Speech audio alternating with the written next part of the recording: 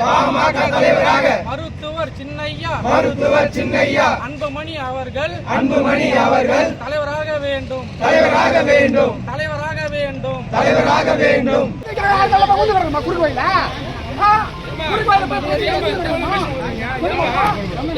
பேசுவாங்க. நீ ஏன் பேசுவாங்க? நீ ஏன் பேட்டி கொடுக்குறா? நீ பேட்டி கொடுக்குறா?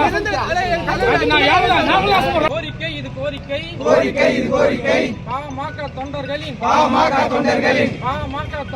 பாமக தொண்டர்களின் கோரிக்கை மருத்துவரையாவின் கோரிக்கை